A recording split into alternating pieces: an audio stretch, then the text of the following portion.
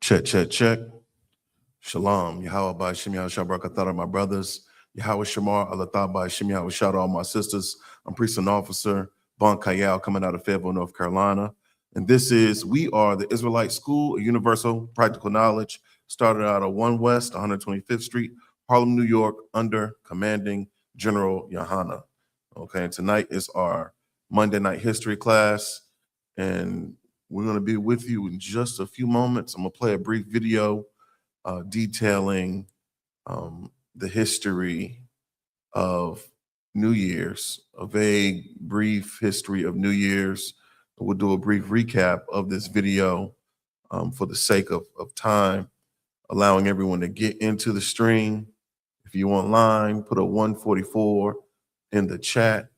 If you can hear me loud and clear, put a 144 in the chat. If you can hear me loud and clear, I'll be with you momentarily. The water.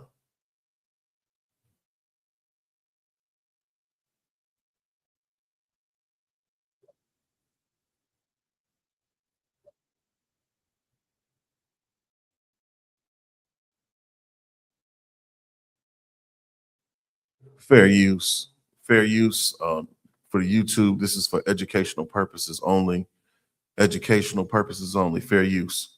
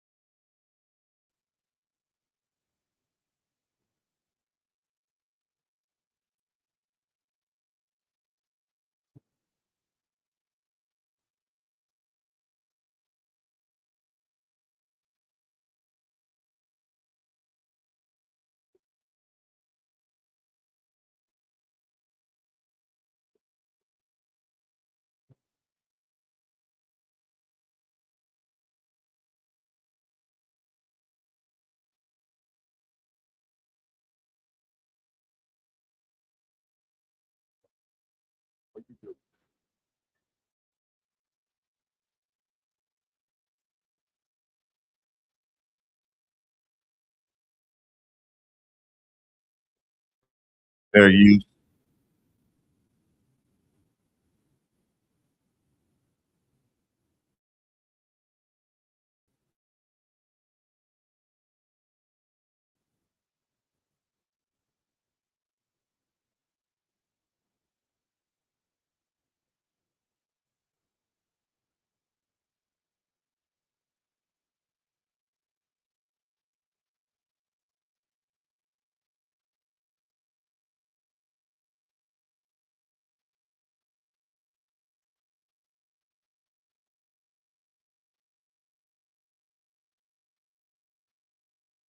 All right.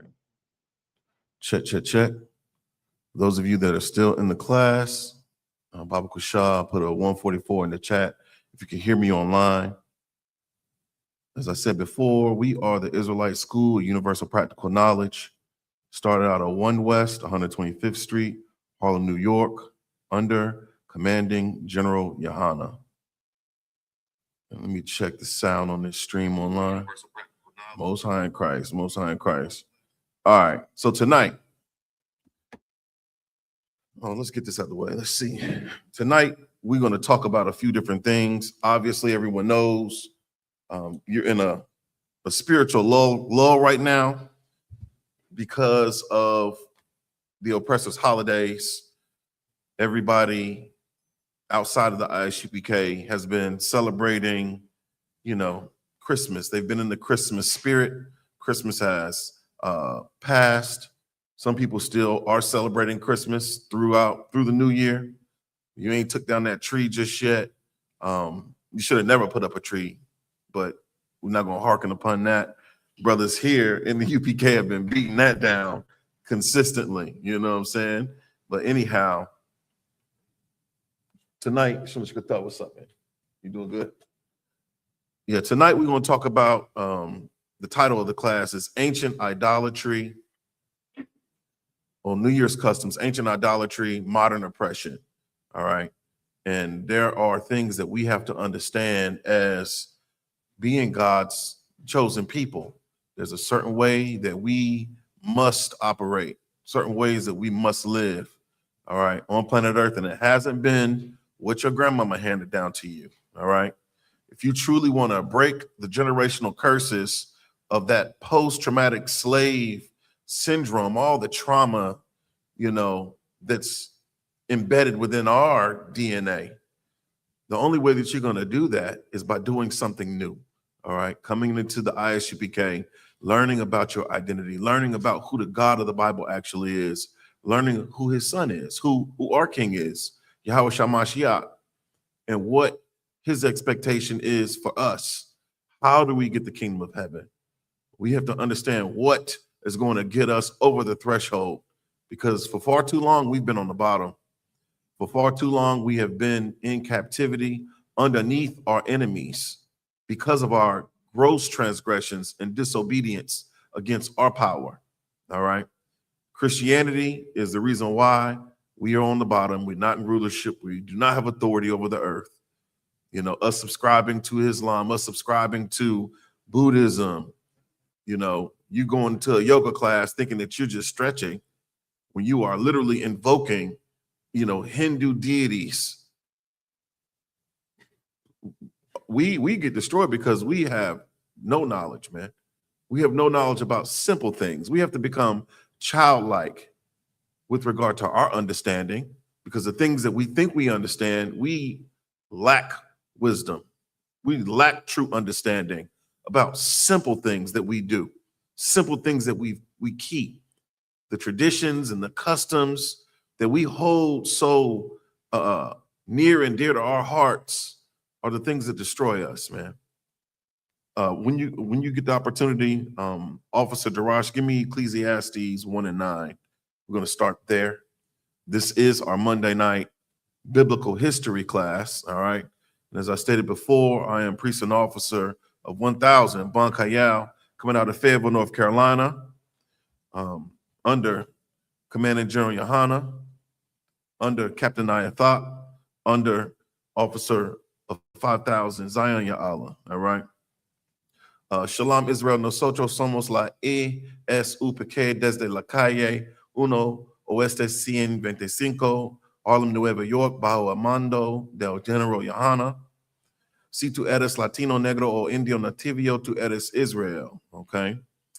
So, with that being said, give me that scripture in Ecclesiastes 1 and 9. The book of Ecclesiastes, chapter 1, verse 9. This is the book of Ecclesiastes, chapter 1, verse 9. The thing that hath been, it is that which shall be. What thing has been? What thing do you think is being spoken of in this scripture, man? What thing? Could we apply this to everything that we know about life, everything that we know about existence on planet Earth? The sun, the moon, the stars, the planet, people, animals.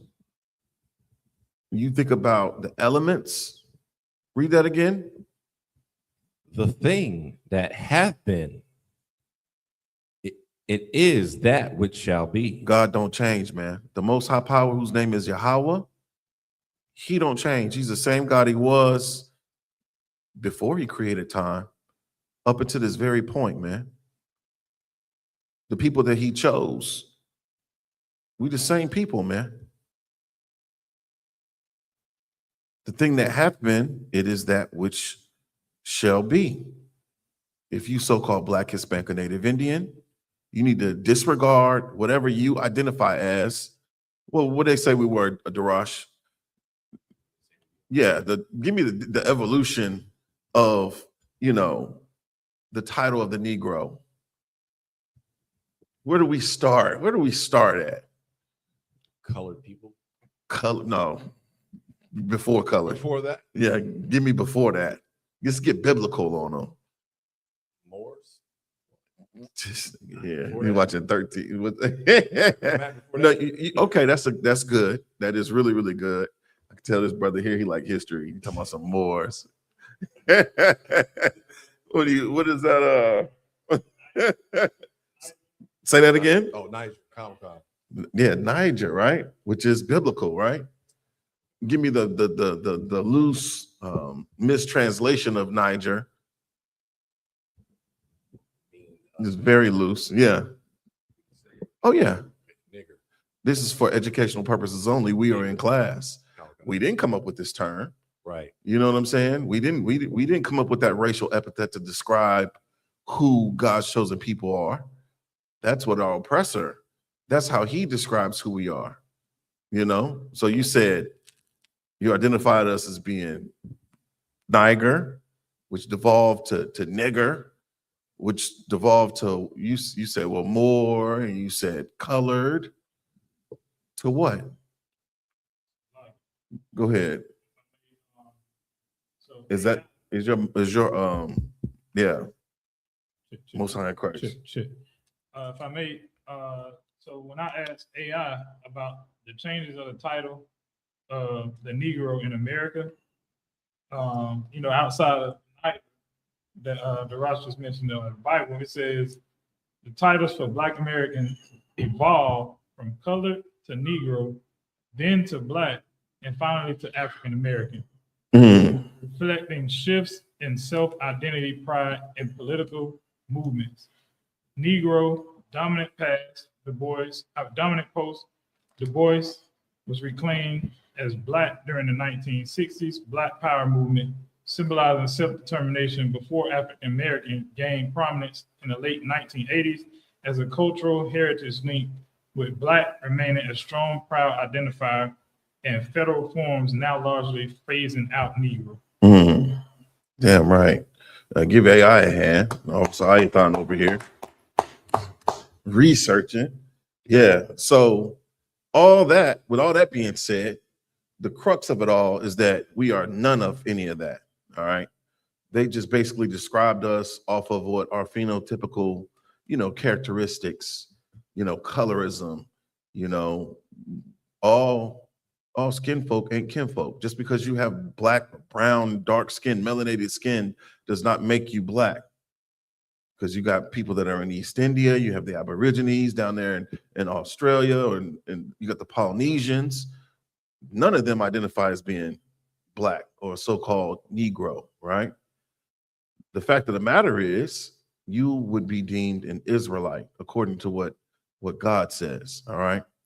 Go back to that scripture, Officer Darash. Comic-Con. It's the book of Ecclesiastes, chapter 1, verse 9.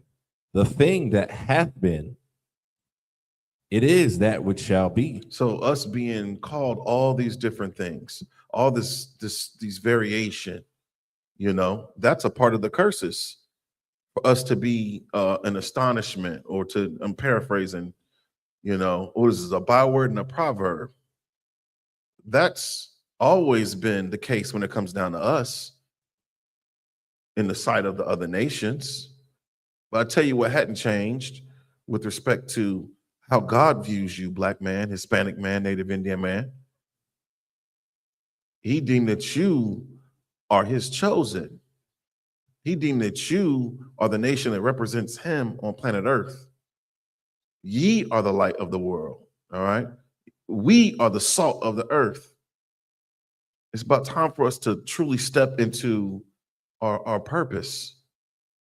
It's time for us to start to live our truth, all right, before all humankind, okay? The thing that hath been, it is that which shall be. So beyond, our identity, you think about a group of people's identity and what separates them from other groups of people outside of complexion or skin tone or hair texture, right? Let's not be superficial. Let's look into it, right? What about language?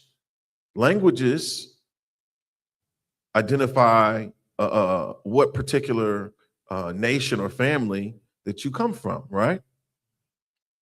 We think about cultural traditions, the way that we dress, all right?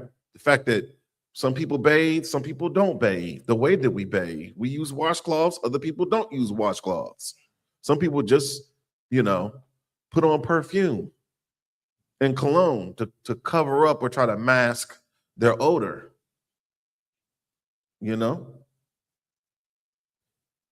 Besides all that, what else? We're talking about traditions, right? What are some of the traditions that we have learned to keep? That we've been doing this since the beginning of time, but we weren't given these traditions or customs from God. We looked around and saw the other nations and what they were doing and opted for what they were doing. I'll have that. You know what? I don't want what's lawful. Give me what's unlawful. I want the pork, shrimp, crab, and lobster. I want the birthday celebration. I want Christmas and Halloween and New Year's. I want, you name it. We want to smoke weed. We want to sleep with whores. We want that strange woman. Those are customs that we were never to embrace. All right. And we've been doing it since back then, and it's always been a problem for us. The thing that hath been, it is that which shall be. These customs of worshiping other gods. People have been doing that since the beginning of time. People have been celebrating New Year's since the beginning of time. Keep reading, Officer Darash. Shalakan. And that which is done is that which shall be done. Yeah, the things that you see happening are the things that will continue to happen on earth. The white man will forever, perpetually be against the black man and every other nation on planet Earth. The so-called white man. He calls himself that. He's actually the red man. All right. There's the reason why we call him the devil that the Bible speaks of, because of his lies, because of his deceit. All right. It has nothing to do at all with his skin color. All right. The thing that hath been, it is that which shall be, and that which is done is that which shall be done. Keep reading. And there is no new thing under the sun. So when you think about who the people God chose, there's a certain way by which we were commanded to live on earth, man. And it is not what we're doing today, en masse as a nation of people. As a nation of people, we're not keeping Hanukkah. As a nation of people, our family, we're celebrating what the heathens celebrate. We're doing what the other nations do. And we have to be separate, man. Very, very important that we understand that. All right.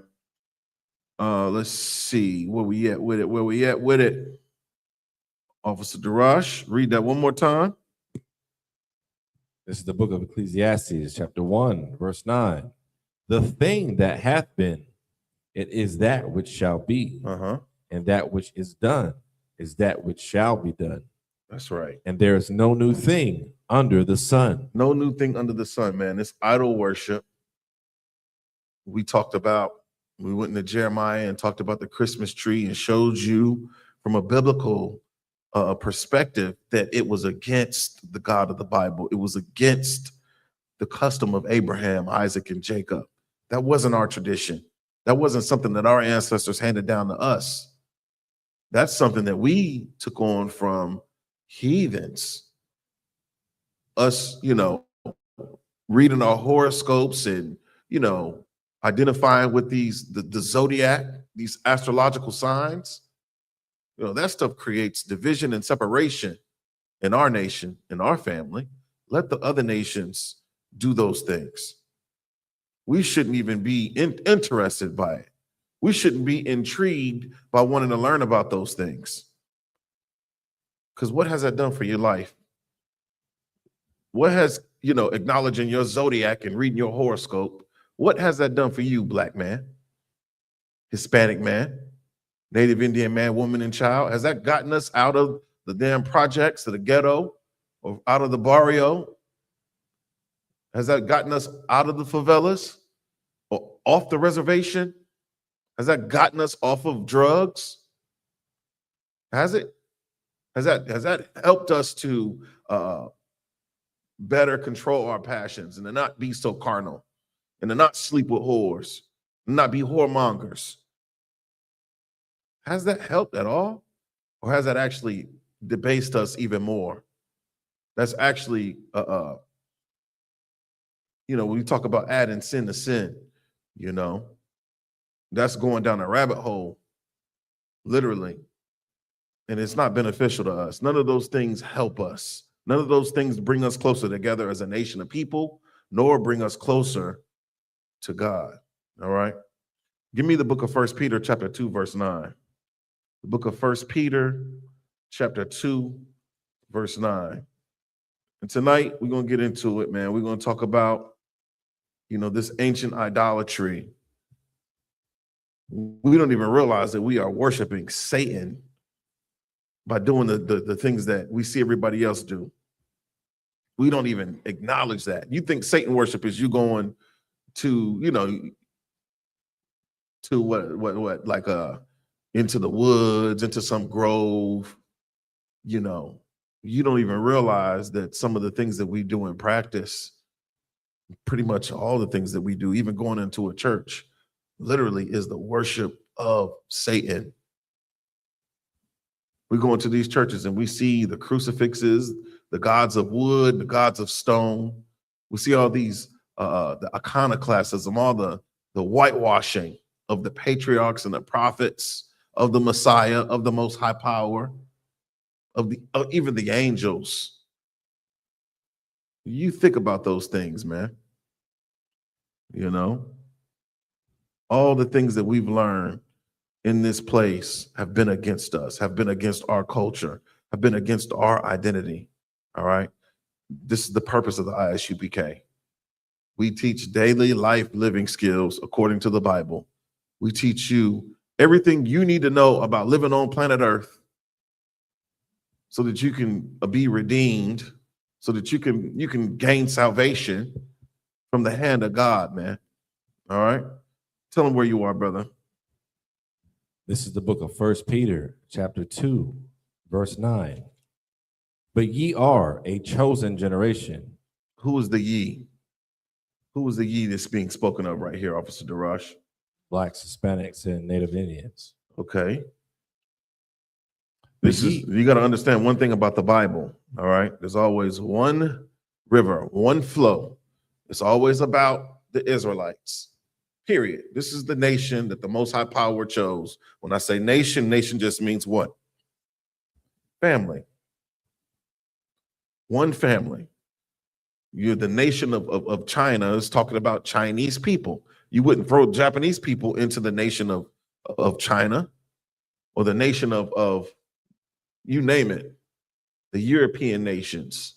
You ain't throwing no African into the European nations. I mean, make it make sense. What are we doing here? Read that again. This is the book of 1 Peter, chapter 2, verse 9. But ye are a chosen generation. Ye are a chosen. We know what it's like to not be chosen. Zephaniah 2:1 says that we are a nation that is not desired, meaning that we're not wanted. We're reviled by all the other nations. And that's so interesting to me. My algorithm is warped right now. I don't know why. I may have commented, or I think I shared a video of some Chinese people dancing to hip hop. I think they were Koreans and they were doing the K-pop. I sent it to one of the groups, the group chats, and all over my timeline, all over my Explore page, all you see is heathens rapping or heathens dressing in, hip hop attire or black garb, cosplaying Israelites. And I don't know how I'm going to fix this because it is really, it's pissing me off every time I open up the app. That's all I see. It's getting bad. I'm seeing white women lip singing Cardi B songs and Meg Thee Stallion, and they doing it with all, their type of flavor, and it's off. Which one?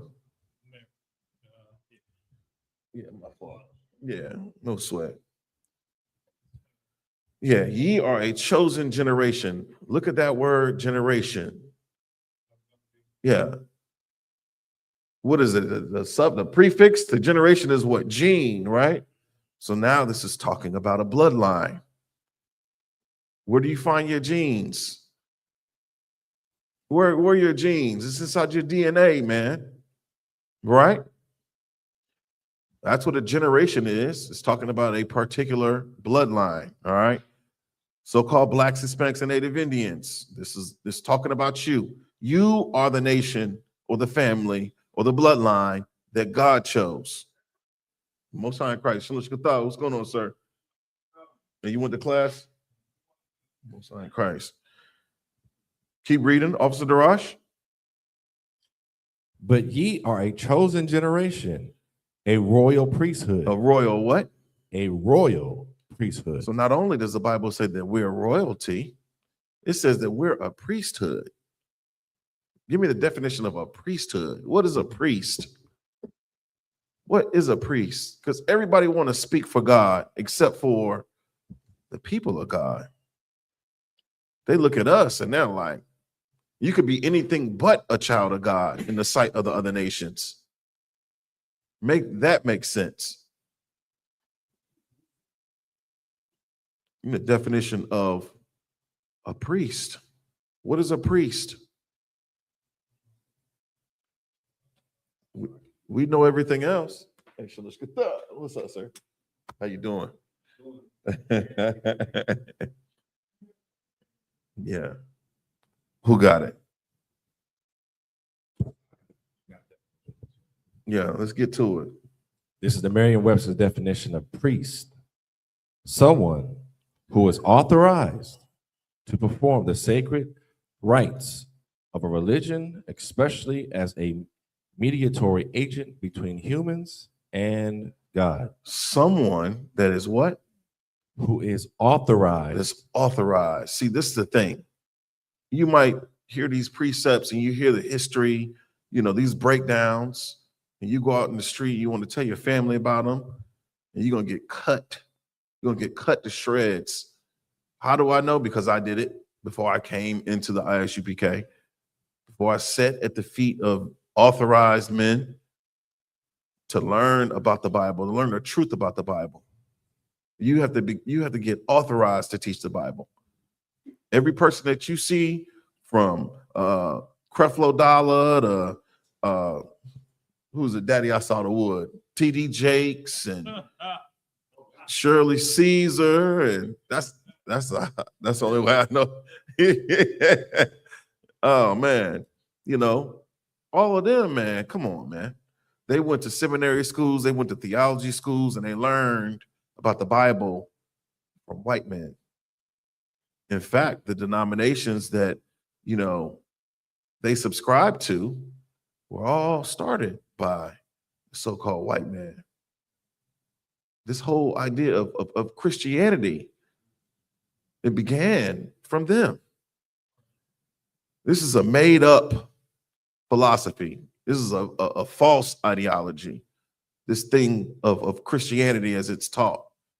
The people that profess to be Christians, they truly don't follow Christ or the example that he set.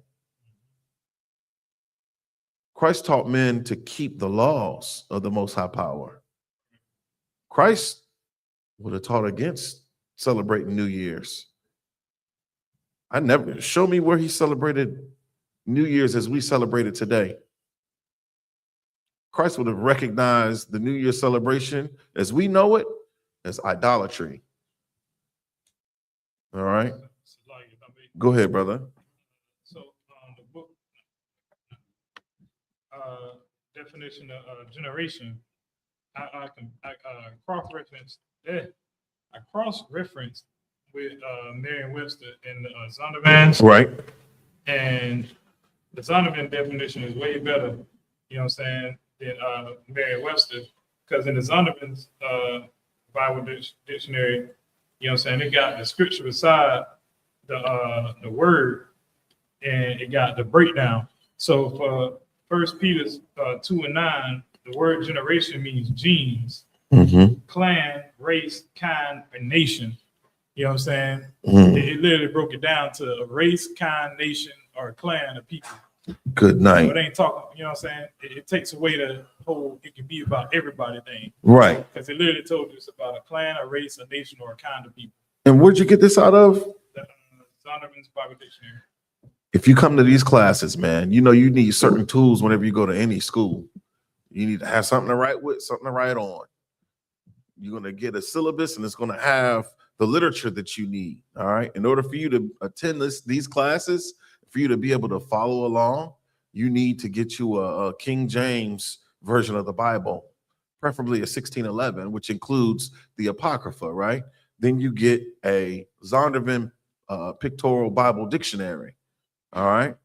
Then you got to get something to write on. Make sure you have a pen, a precept book. Get you a dictionary so that you can understand this bastardized tongue that we've all been forced to learn, whether it be English, Spanish, French, Creole, whatever. All right. My brother just read out of the Zondervan Bible dictionary what the term generation means. And it's about a bloodline. It's about a race, a nation of people. This isn't about what the church teaches, stating that God loves everyone. See, there was a devil that came to me today before I walked into this classroom. He rolled up and he asked me if he could come sit in our classes. And I told him this is a secret society. No, so like I told him that he would have to be so-called Black, Hispanic, or Native Indian in order to attend classes here. That's the membership, all right? Now, when it comes down to the outreach that we do, we feed, we clothe everyone, all right? So when we have a food and clothing drive coming up, I believe on the 17th, all right? If you in Fayetteville, you need food, you need clothes, pull up on us, all right? But go ahead, I don't want Salakia. And Salakia, that's heavy that you say that. Because when you think about being real rulers of the earth, you understand, real compassionate, forgive, you know what I'm saying, being able to forgive and move on in the earth, there's nobody that's more, you know what I'm saying, equipped to do the job than the Lord's chosen people, you understand? That's right. And that's why when you talk about brotherhood and sisterhood, the Lord is asking us to do these things. They're good for us to forgive our brothers and sisters so we can be stronger as a nation of people. But it starts with you being able to forgive the ones who you know wrong you so you can be better. You know what I mean? That's right. So you think about somebody that running the earth. How are we gonna lead anybody teaching them the right thing when they seeing that you holding grudges? How are you gonna be the example for anybody when you talk about holding grudges? You know what I'm saying? There's a way to be seasoned with salt on how to deal with, how to speak to every man. You understand? Right. But when you talk about like what the Lord is preparing us for, the Lord is preparing us to run the earth. And to run the earth, guess what? You have to feed people. You have to. That's why the Commander General Hunter said they hungry. Give them what they want, something to drink. Give them something to drink. Right. They need clothes on their back. Put clothes on their back. The Lord is preparing us to run this earth, man. Because the people that are running the earth, they are not fit to do the job. Right. The character that they have, they only have one solution to fix any problem that they have, and we all know what that is. Right. You understand? It's through violence. It's through hurting other people. It's how they obtain the things that they have. See, they don't have the common courtesy that the Lord laid into us. The problem is when we begin to follow the oppressor and envy his ways, we begin to do the things that he's done to obtain the things that he's done. Ain't nothing wrong with Black, Hispanics, Native Indians at all. We just need to be left the hell alone. Right. The examples that the oppressor puts in front of us on how to be successful, they put it on television. get rich, die trying. What's the TV show? BMF, Kane. Right. Look at all the success that Puff Daddy had. Look at all our entertainers, all the success that they have. And then I never really hear a true story about them really going back into their neighborhoods and their families and really saying, you know what, man, that's a better way than what I did it, man. Right. You just put the success in front of us. And all your little gifts and stuff, you keep that behind, you keep that hush. Right. You don't want to tell nobody about that stuff. You're gonna lose your street cred. Salaki. Nah, you're right. You're absolutely right. You know, all those things, are what destroys us. We don't even realize, that the wool's being pulled over our eyes. The things that they promote to us as being so cool and so glamorous, and for us to give our honor to, holding these people up in high esteem. We did that with Nicki Minaj, and that ain't even our people. We talk about all skin folk ain't kinfolk. She's a East Indian. They talked about it, Yeah, an Elamite, a coolie, right? They're glorifying these people. They want us to glorify these people that aren't even us. They're not of the generation. They're not of our bloodline. All right. They're not from our nation. Okay. So she don't speak for so-called Blacks, Hispanics, and Native Indians. I'd like to say that the I.S.U.P.K, we speak for all so-called Blacks, Hispanics, and Native Indians. All right. Continue with that verse, Officer Darash. But ye are a chosen generation, a royal priesthood, and holy nation, a peculiar people. We are a what? And holy nation, a peculiar people. A holy nation, a peculiar people. With us being chosen by God, you know that there are stipulations to what we can and what we cannot do. You have your own standard, the things that you will allow by the people that you allow into your life. There's a certain way, brother's gonna come correct. Or the women that are in your life, they have to conduct themselves in this manner. So why don't you think God would expect or have an expectation on your conduct? You think you could just be any damn way you want to be and be accepted by God? Where did we get this concept from? The church says, come as you are. We get this concept of God loving us. And go ahead, Officer Darash. I have the Merriam-Webster's definition of peculiar. Characteristic of only one person, group, or thing. Good night. Distinctive, different from the usual or normal. We are intensely unique. There is no other nation of people like Black people. When I say Black, I'm talking about Hispanics and Native Indians. We all have the same spirit or the same vibe. When you go into an all-white space, you're looking for a black or a brown face. All right? And that's a fact. We are supposed to be peculiar or strange in the sight of the other nations, which we are, but in the wrong spirit. See, they know who they are. That's why they do what they do. They eat the foods that they eat. They speak the language that they speak. They dress the way that they dress. They smell the way that they smell. But us, we don't know who we are. That's why it's so important for you to get into these classes. It's important for you to come to class so that you can know exactly what your identity is. And you're not going to be disillusioned with what BET and MTV and do they still have VH1 or Revolt? What they promote is being your culture. That is not Black culture. All right. Black culture can be found within the Bible. Okay. That's what makes us a peculiar people. That ye should what? A holy nation, a peculiar a holy nation, a separate nation. All right. Holy just means separate. In Hebrew, the word is quadash. All right. It means separate or set apart. That's us. The Lord set us apart from all the other nations of people, from all other people that he created, all other races or families that the Most High Power created. He set Israel apart. Go ahead, Adawan Salaki. And to be set apart doesn't mean that we're the oddball out. It identifies us as having a real mission. Black, Hispanic, Native Indian, we have a real mission on the earth. Mm-hmm. And when we get, caught into the fabric of this empire, entangled with the ways of this world, we get set off course. Right. You understand? So we get set off course through following all the things that the oppressor lays in front of us. And when you're special and you're different than everybody else, when you get off course, you tend to blend in with everybody else. Mm-hmm. When you have a mission, you're not allowed to blend in with everybody else. You understand? As Black, Hispanic, Native Indian, we stand out. Like we stand out amongst each other. You know what I'm saying? Right. But when you go into the oppressor's world, you know that either you're just another number out of slavery, right?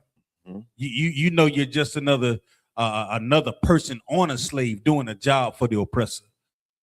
But when you sit down in these classes and you learn who you are, your real identity, it gives you a totally different mission. Mm-hmm.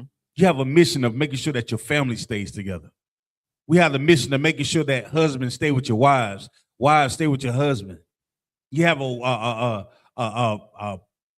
you have a hell of a responsibility to raise a generation of priests to make sure your children not selling dope and selling their ass. Mm-hmm. Right. You understand what I'm saying? Right. That's a hell of a mission. So when we wake up in the morning, it's not just the idea I'm going to punch a goddamn clock. It's like, yeah, I got a slave to do, but I want to make sure that I stay on mission. You can't celebrate Christmas and stay on mission. Mm-hmm. You can't celebrate Thanksgiving and stay on mission. All those things allow us to go off course and fall right up under these idols gods. And when you spend time with serving them idol gods, how can you spend time with your power? Really, really being able to serve your brothers and your sisters and your children. Right. You can't do that because you're serving idol gods. You put that damn Christmas, that damn present up on that tree, you're giving it to an idol god. When there's a brother out there on the streets that's not a tree, and he's alive, he's not dead. You can give him a gift, Salakia. And that's heavy. You think about, we talking about idolatry, and when we talked about idolatry and how it's so commonplace in our everyday, reality of living here, we're still in captivity. We haven't been liberated from the plantation in spirit. You think about us being loose from the bondage of being deemed enslaved. All right. But we broke those physical chains for mental chains. We still have those spiritual chains, those spiritual ties to the things that we learned from our oppressor, the things that we were given from his hands, the crumbs off of his table, man. We were never intended to eat from his table. Those are the things that destroy us, man. All right. So is that it on that verse? Read that one more time, Officer Darash. We come off it. There was 3 more lines. Keep reading. This is the book of 1 Peter, chapter 2, verse 9. Right. That ye should show forth the praises of him who hath called you out of darkness into his marvelous light. What do you think that means? How are we showing forth the praises of the Most High Power? He called us out of darkness. He pulled us out of Egypt. You think about everything. We say there's no new thing under the sun. The things that we do today, they were doing in ancient Egypt under Pharaoh, worshiping many gods, or that polytheism, the worship of many gods, even to the point where you could become a god, which is where we got the birthday celebration. Came out of ancient Egypt. It came out of this heathen bloodline. The Most High Power didn't choose the Egyptians. He didn't choose Pharaoh. That's not the chosen generation. He created them to be exactly what they are. He chose you, black man, Hispanic man, Native Indian man, woman and child, to show forth the praises of him. How do we do that? How are we showing forth the praises of the Lord when we are, going to Times Square for New Year's, waiting for the ball to drop, making Hoppin' John, or what is it, John Canoe, going to a John Canoe festival? How? The way that we even measure time, we have to acknowledge it in real time. You think you serving the Lord and you going to church on Sunday. You don't even want to come down to the class and just sit and listen, or to face the east and, recite the prayers on the Sabbath, the biblical Sabbath, the Sabbath that the Most High Power deemed was the day that he set apart and made holy. We don't even remember the Sabbath. That's just one thing. You think about all of our cultural traditions, man. Brotherhood. We don't even look at each other as being family. We don't look at each other as being family. We are in direct opposition to one another. We hate one another. We don't surely show compassion and empathy and long suffering to one another as blacks, Hispanics, and Native Indians. We hate one another. That's not showing forth the praises of the Most High Power. It's not. Who had what called us out of darkness into his marvelous light. His marvelous light is what? What is the marvelous light of the Most High Power? What could that be? Because everybody's, drawn to the marvelous light of the acorn falling in Raleigh on December 31st at midnight. Everybody's drawn to Times Square to watch the damn ball drop. Is that the marvelous light that the Bible's talking about? These stars that they want us to worship, is that the marvelous light? All that is darkness to you, black man. When you want to know what the light is obedience to what? To keeping the law, statutes, commandments, man. God's laws, that is the light for you. Learning what to eat, learning how to move, man. You don't realize that we're behind enemy lines. So much so we identify with the enemy. We call the enemy our brother, our sister. We give them unyielding love and devotion and honor, and they give us nothing but dishonor. Zero compassion. They look at us and they relegate us to animals, man. The Bible describes them as being the most subtle beast of the field. Is that it on that, Officer Darash? God. Most High in Christ. Shout out to everybody that's in the chat. Who we got in here, Officer Ayathon? They got Iowa checking in out of Tampa, Florida. Most High in Christ. Super Choir Bar checking in out of Durham. Sister Kalaya Pa, Sister Araba, Sister Lanisha. And that's it. Okay, Most High in Christ. Give yourselves a hand for being in the class. Most High in Christ. All right, let's get into the topic, man. All right. We talking about New Year's, or the New Year's celebration, the New Year's customs, all right? When do we celebrate New Year's here in the land of the North?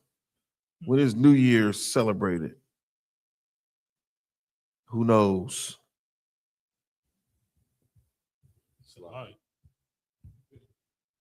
This usually December 31st going to January 1st, right? Right. So what is it? Midnight, December 31st, right? December 31st will be deemed New Year's Eve. January 1st is essentially the new year, according to what we've learned from the so-called white man. Right. All right. The way he measures time is against the way that God measures time. Right. So like I was gonna say, he end the year in the dead of winter and started in the dead of winter. Right. So when you think about our oppressor, he celebrates his new year right smack dab in the middle of when everything is dead. And there is absolutely nothing new at all. There is no fruit being, bearing during this time of year. The grass is brown. Ain't no leaves on the trees. It's the reason why he worships the evergreen, because in his simple mind, he looks at that as just being life, essentially. And it's wrong. Where did he get that? Where did they get the origin of January 1st being New Year's? So everybody knows who Julius Caesar is, right? Let's look it up. Let's look it up. What does it say about January the 1st? Let me pull it up here. Can you pull it up over there, Officer Hython? Which one? Just pull January 1st, or just put New Year, the New Year. Yeah. Yeah, just do the New Year. Let's see what that's about. And what does it mean? Yeah, you can just scroll. What it says right there on the right. You too well. Go ahead and get them the metas. They need to come in, brother.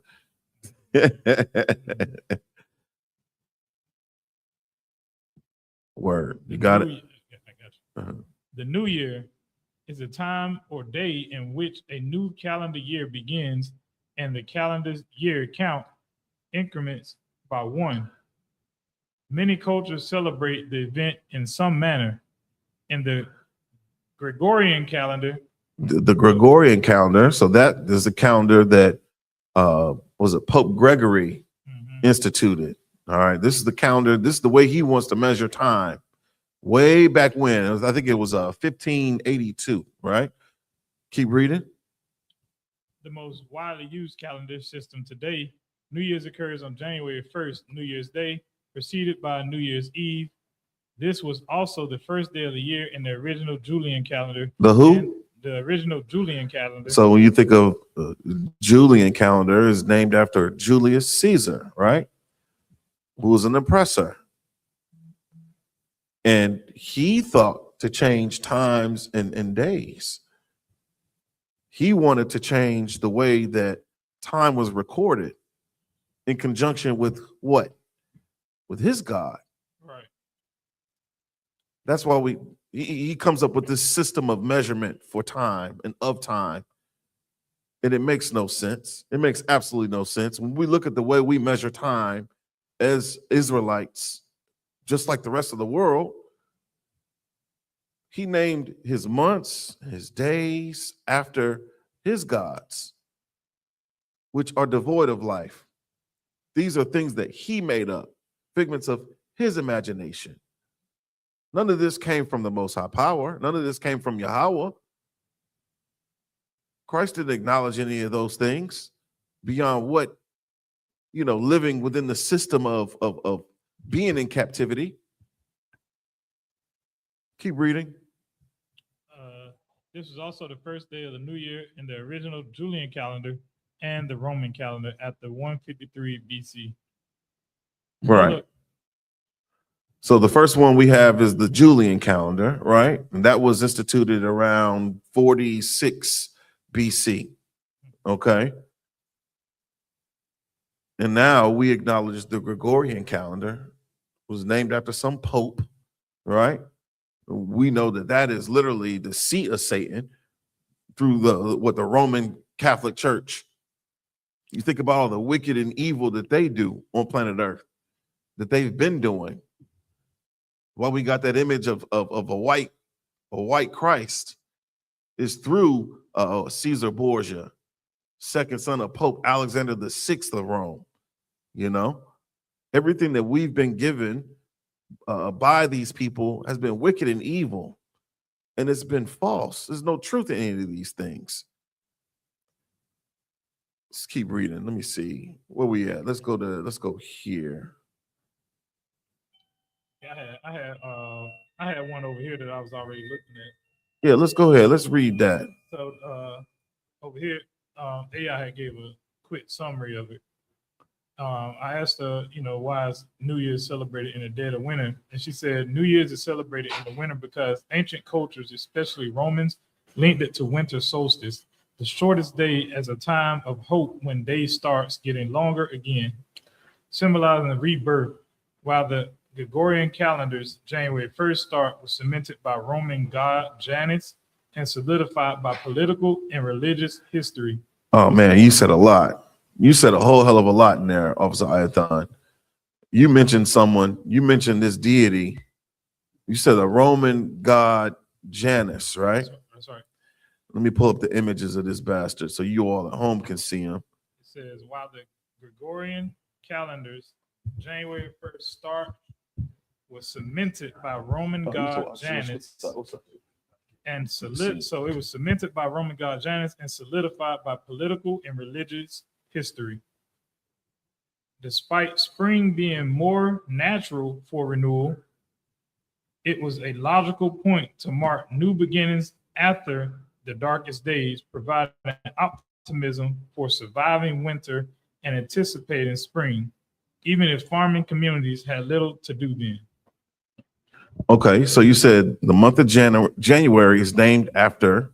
Oh, so like if I may. Go ahead, Adawan. I done that. What kind of, you got some type of super device over there? That's like a, is that like a, is it like the all-knowing iPhone of iPhones? you just typed it in, correct? That's all. That's all. When you become a seeker, when you really seek out the Lord, you begin to question everything that you waste time in. Right. You understand? And the brother simply just typed it in, Ayathan, right? That's not the iPhone 30 year you got it right now. You didn't go into time and bring it back with you, did you? You use your fingers to type it in. That's all anybody who wants to know the truth, that's all you would have to do. Right.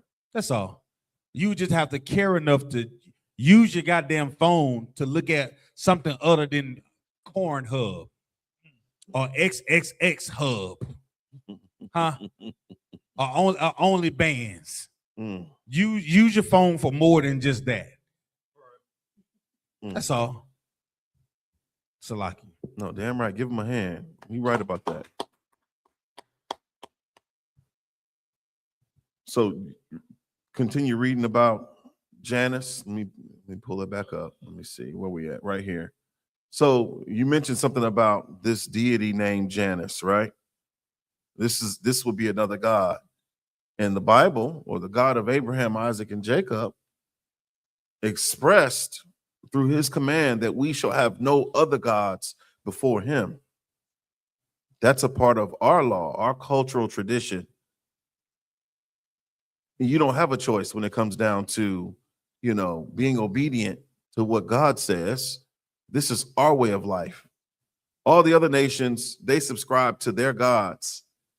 Their lifestyle is based upon whatever their God tells them to do, something that they made up. The difference between us and them is that we have a living power, the one true living God, that gives us directives in the form of laws, statutes, and commandments that we reject. And make that make sense. Look at this. This is something straight out of a horror movie, man. These are the things that are taught to our children. These are the things that we celebrate and worship. This is worship. This is satanic worship here. For you to acknowledge the New Year celebration, because they pay homage to their god, Janus. This is a two-headed deity. Why does he have two heads? What the hell does that have to do with anything? Why does he have two heads? Who knows? This is how simple the oppressor is, man.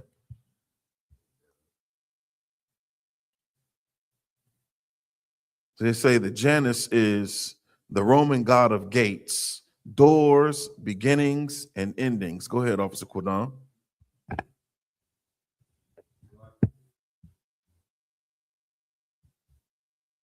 Check. So like I said, if I may, the two heads means looking back, what is it? Looking back at the year and then looking forward. You know, Right. with so like I said, if I may, I want to beat you to your punch. Hope I'm not. No, you too up. But you know, that also goes into that whole resolution thing where they be like, last year I was this, and now this year I'm going to be this. Yeah. So that's the whole spirit of Janice right there, sir. Salaki. No, damn right. Give him a hand. He's right. So the way that they teach about the New Year celebration is that you're going through a doorway. You're exiting one year. We'll be leaving 2025 and entering into a new year at midnight, the stroke of midnight on December 31st, which is January 1st. This is the God that they've attributed. This is the idol that they've attributed to being over, you know, doors, beginnings, and endings. You know, he has two faces, one looking to the past and the future simultaneously. Now, this is silliness, man. This is simplicity. But everybody and their mama is going to be celebrating New Year's. Everybody's planning on what the hell they're going to be wearing, what food they're going to be cooking, where they'll be gathering to worship this, to worship Janice, man.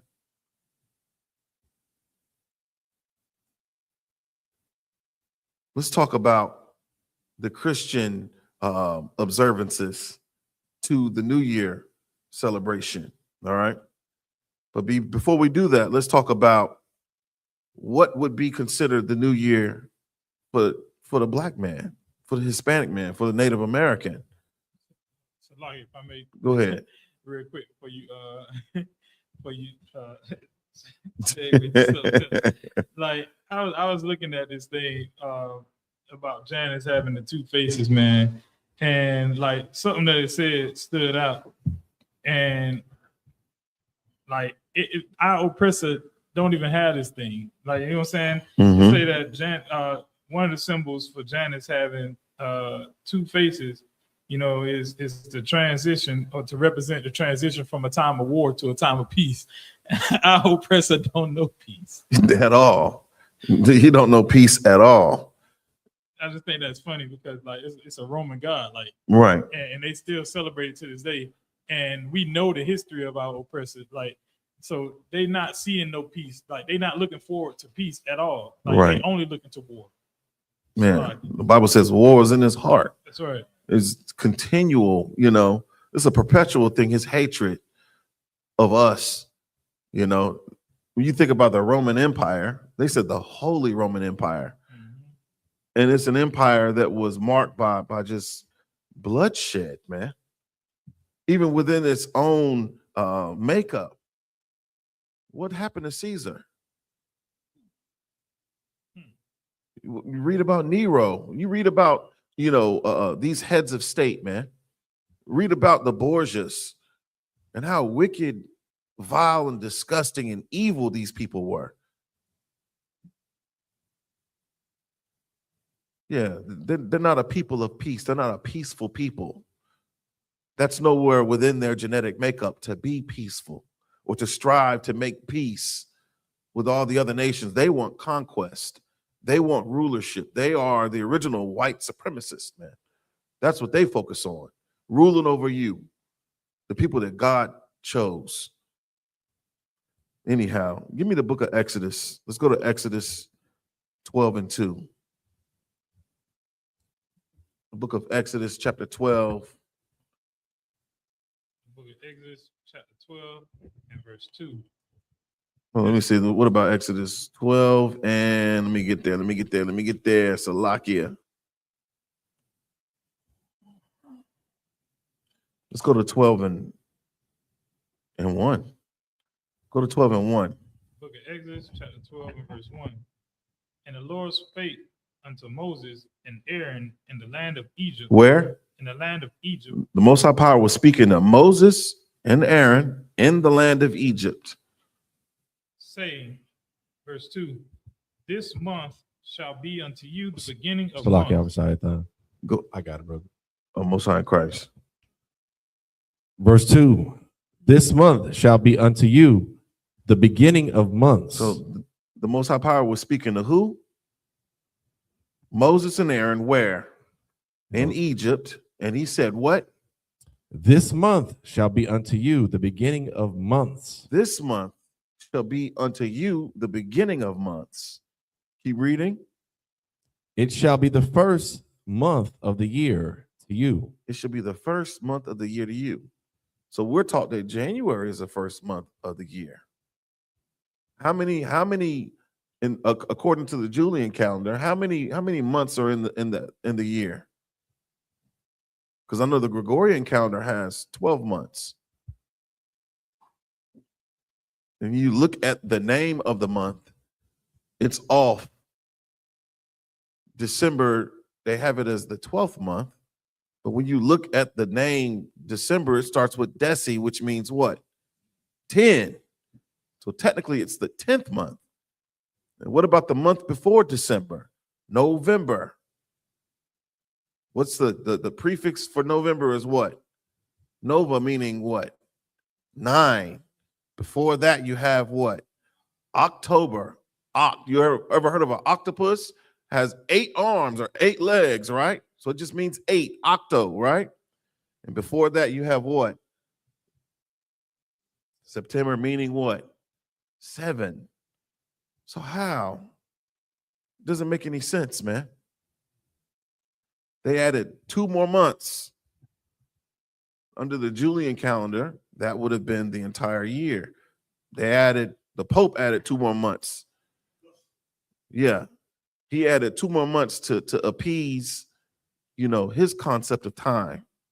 That's where you get January, you get February. January in honor of their god, Janus. All right. That's not the first month to you, so-called black man, Hispanic man, Native Indian man. The children of Israel were given a separate timetable. All right. Keep reading. Verse 3. Verse 3, speak ye unto all the congregation of Israel, saying, in the 10th day of this month they shall take to them every man a lamb according to the house of their fathers, a lamb for an house. So what do you think they're preparing for? We know this story. They said they were in Egypt, so we must be preparing to get the hell up out of Egypt. What had to transpire in order for us to come up out of Egypt? They're preparing for what? Go ahead. They're preparing for the Passover. Yeah, they're preparing for that angel, that death angel. Yeah. But before they do that, though, they're preparing that lamb. They got to find that lamb without blemish, right? Right. And he said, speak ye unto who? Speak ye unto all the congregation of Israel. It's only talking to one group of people. You talk about a mixed multitude. It was all Israelites that came up out of Egypt, period.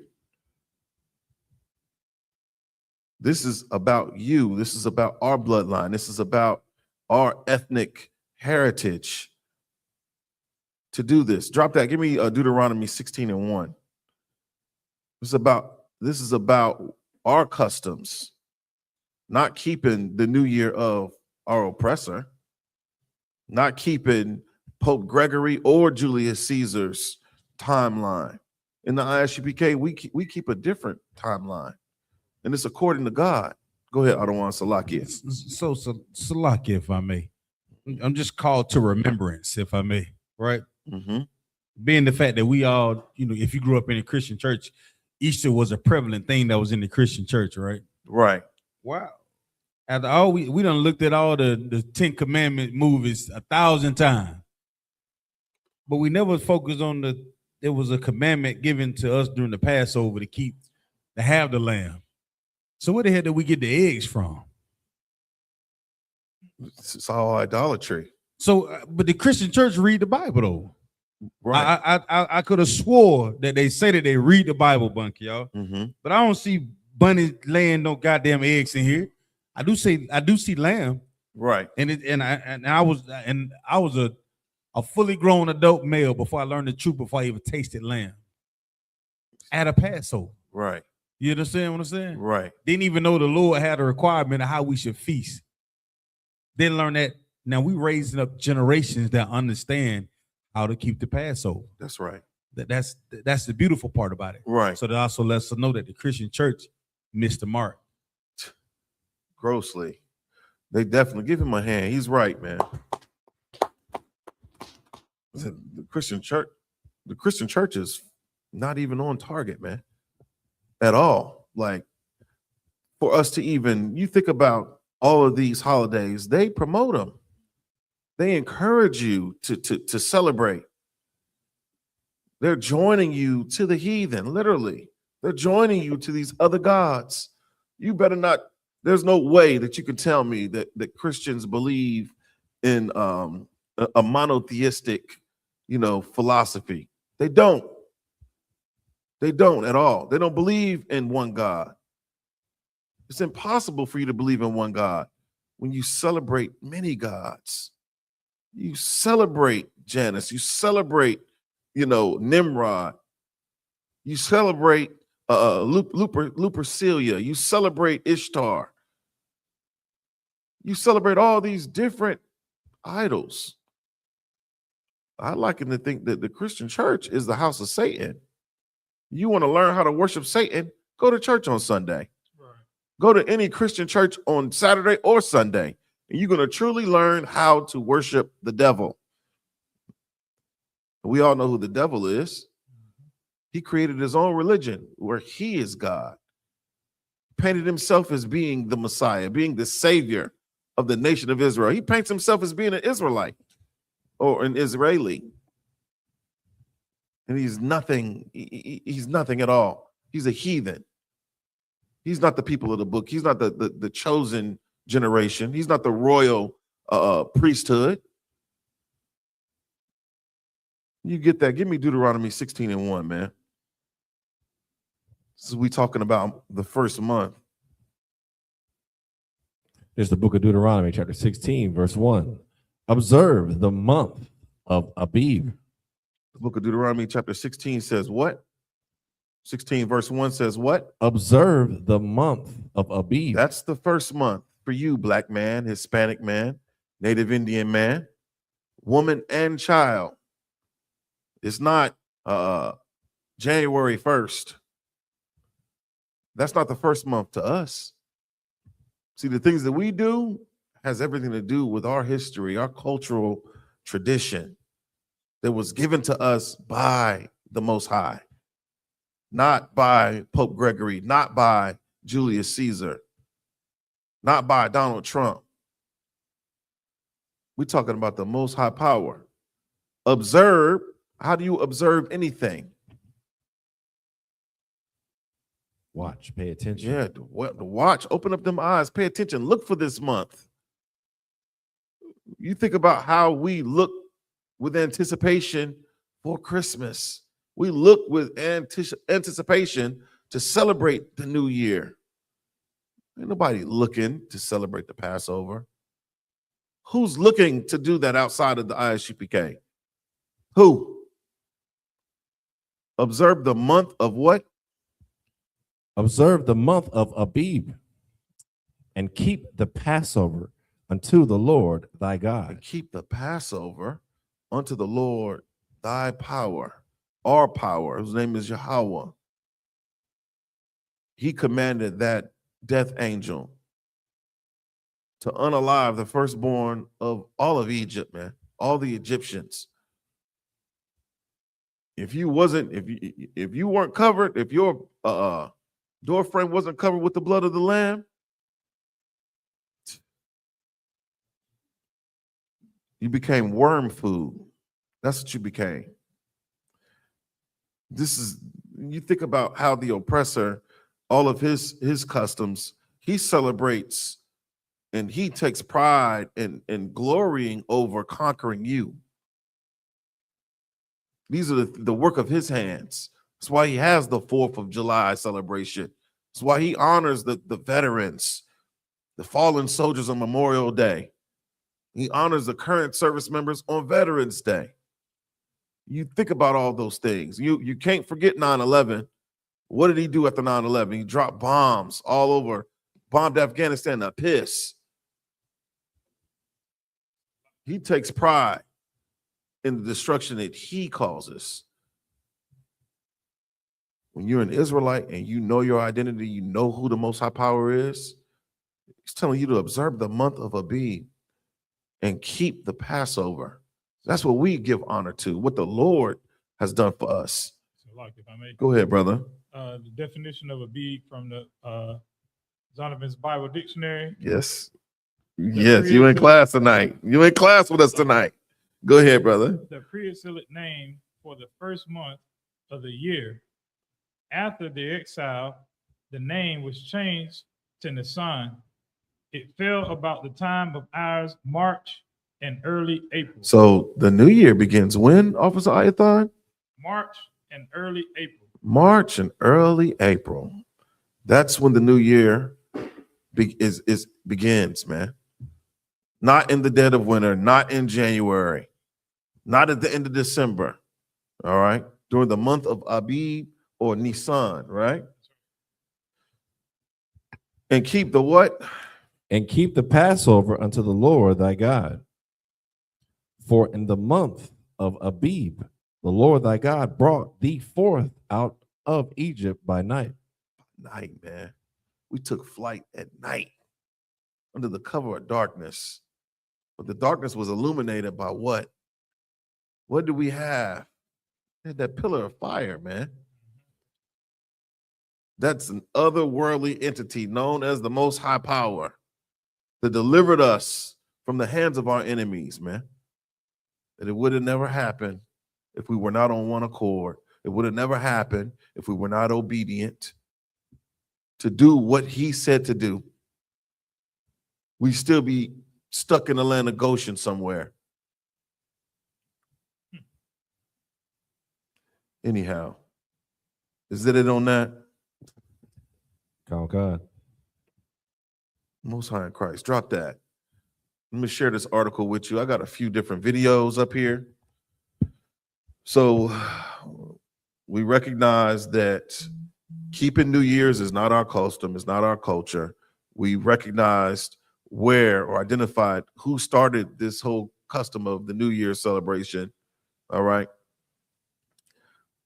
We've identified the error in the contemporary celebrations of so-called New Year as an observance. All right.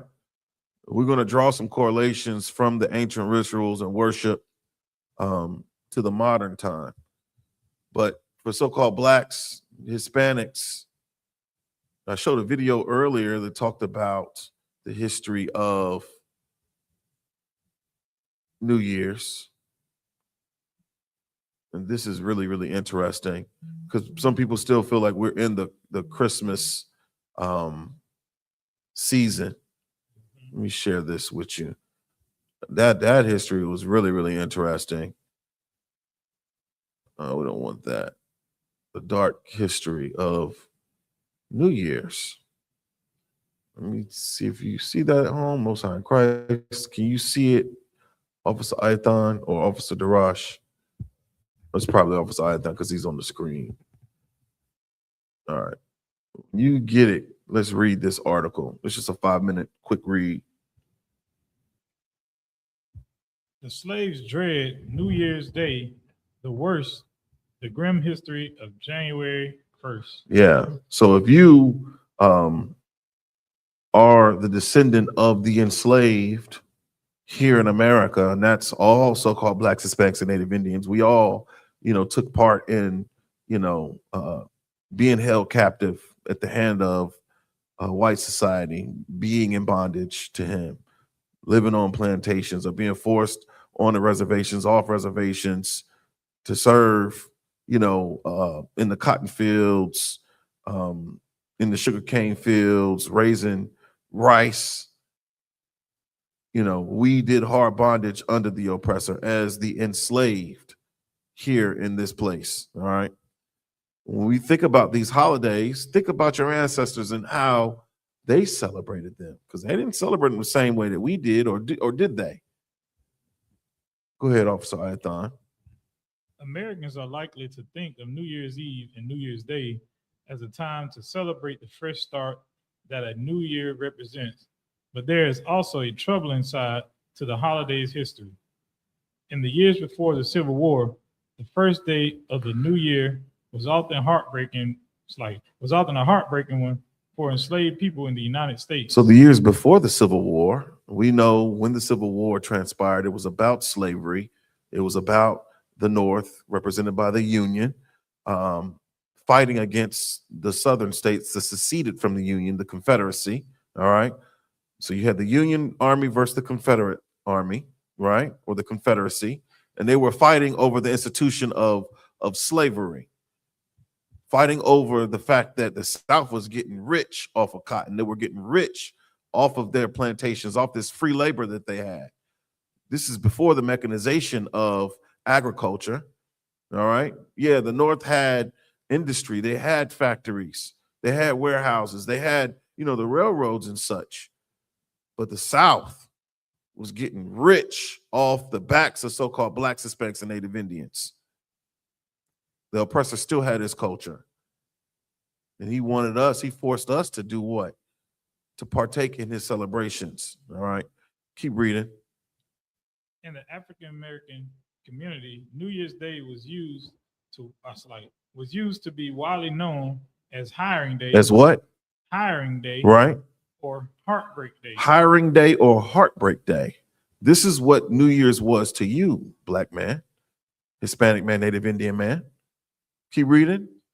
As the African American abolitionist journalist William Cooper Nell described it, because enslaved people spent New Year's Eve wondering if their owners were going to rent them out to someone else, thus potentially splitting up their families. So the celebration of New Year's for us meant family separation. We talked about there being no new thing under the sun. Our families are being separated today via what? ICE, via CBP, via the oppressor's immigration policy. We're suffering from the curses, man, the same curses. We fit those curses. This is not a new thing. You think about what our ancestors had to endure, man. This was a dreaded time of year for us. It wasn't a time for us to be all jovial and to be excited about this. Can you imagine? Look at your family members, the people that you claim you love, the people that live in your house that you depend upon, the people that you provide for. And then there being no might in your hand when the oppressor comes and hires you out or sells you up the river. Keep reading, Officer Ayathon. I think it jumped. It's all good. There you go. The renting out of slave labor was a relatively common practice in the antebellum South and a profitable practice for white slave owners and hirers. It was profitable for white society to do this because we were deemed the property. We were deemed their property, and they did whatever the hell they wanted to with us. They didn't look at us as respecting our familial bonds.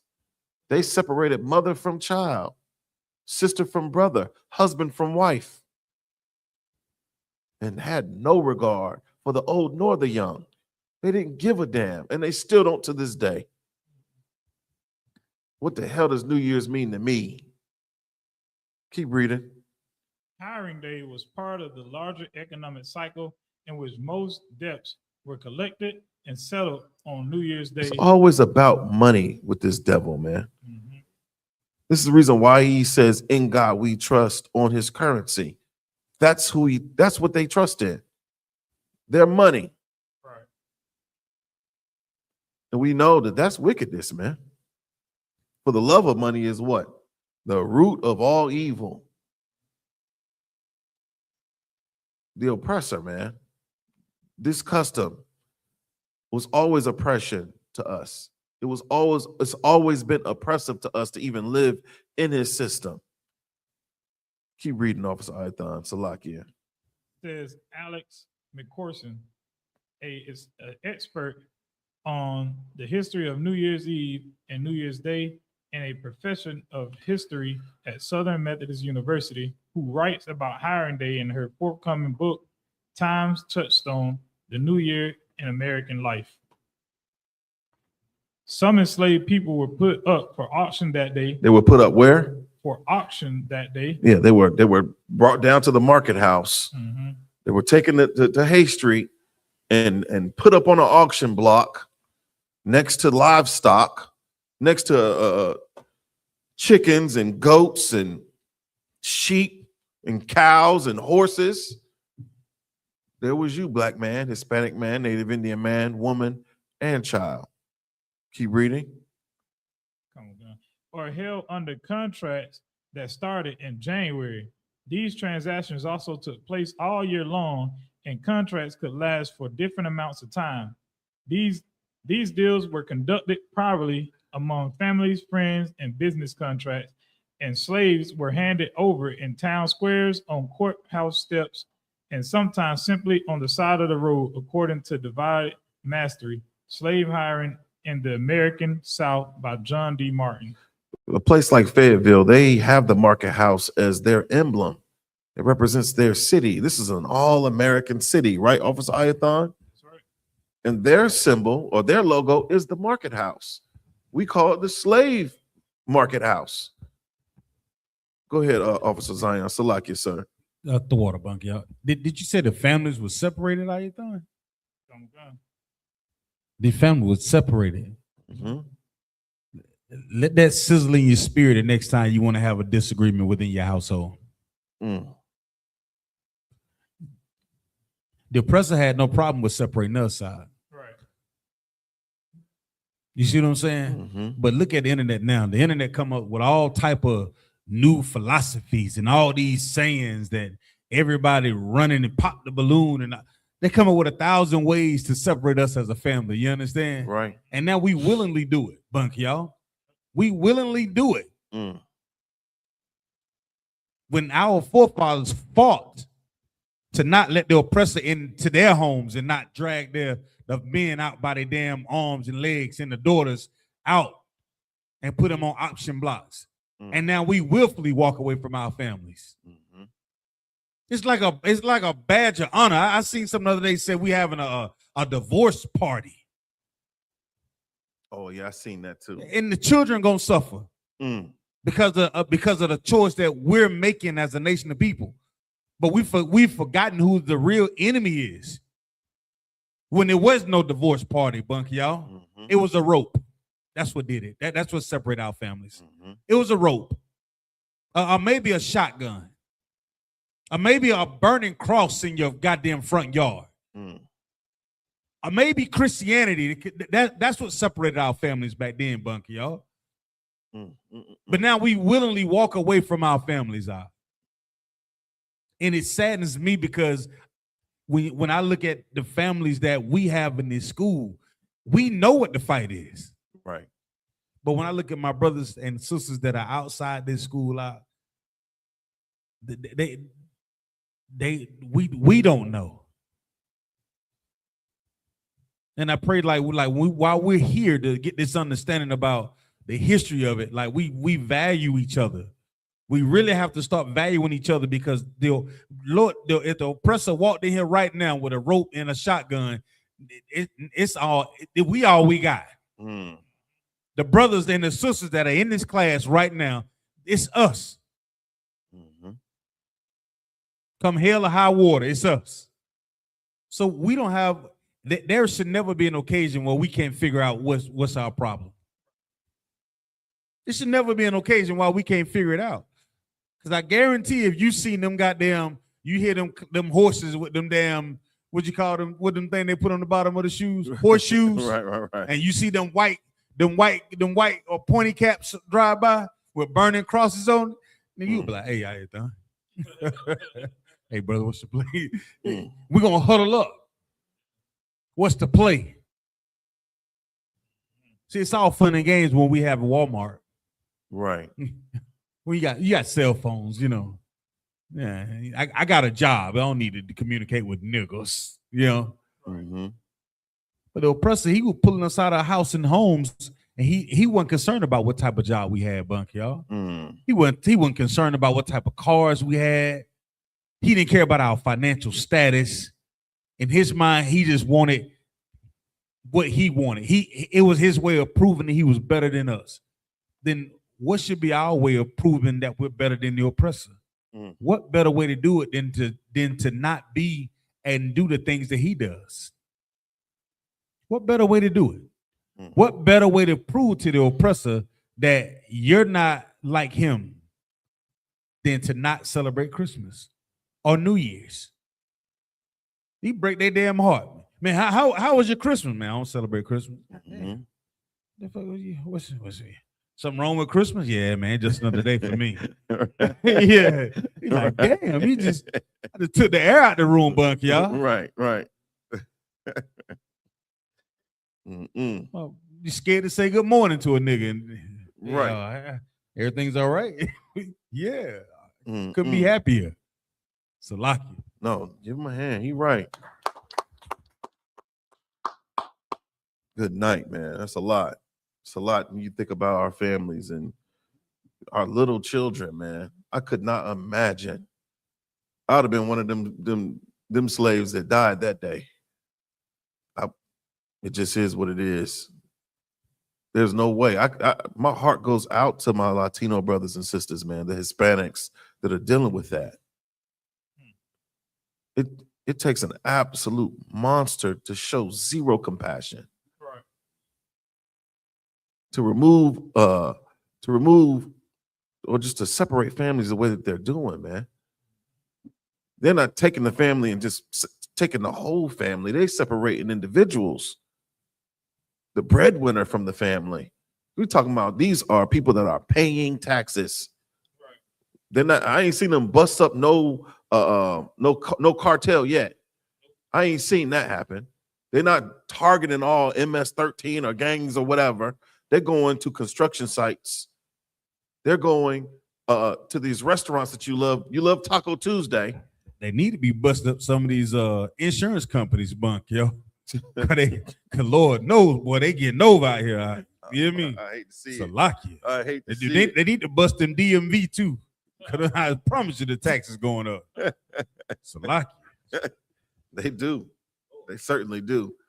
You know, they're drawing awareness now. They are going after the Somalians. Go back to Somalia. You got your own land with your own people. I don't know why you wouldn't want to be there around your own people. You can't send me to Africa because I'm not an African. I'd be lost. I would not know what to do or where to go. But that always intrigued me to see people from another land living here just to prey upon us, man. That's the whole reason why they come here. It's so they can get rich off of the backs of so-called Blacks, Hispanics, and Native Indians. That's the whole purpose. It's about money to them, you know, but they're traitors to their own lands, man. Let's finish this article and then we can get a few scriptures in. Accounts of the cruelty of hiring day came from records left by those who secured their freedom, who described spending the day before January 1st, hoping and praying that their hires would be humane and that their families could stay together. Good night. I couldn't imagine, man. I could not imagine. You have no control. The Bible says there'll be no might in thine hand. Matter of fact, Darash, find that in Deuteronomy. Find that curse, because those are the things that befell us because of our disobedience, because we didn't hearken diligently to keep or to do these laws, statutes, and commandments. Right. We suffer the consequences of these curses, man. If you so-called Black, Hispanic, or Native Indian, you go into the book of Deuteronomy, the 28th chapter, and you should be able to recognize, go ahead, Officer Quadam, these curses, man. Check. It's the book of Deuteronomy, chapter 28, verse 32.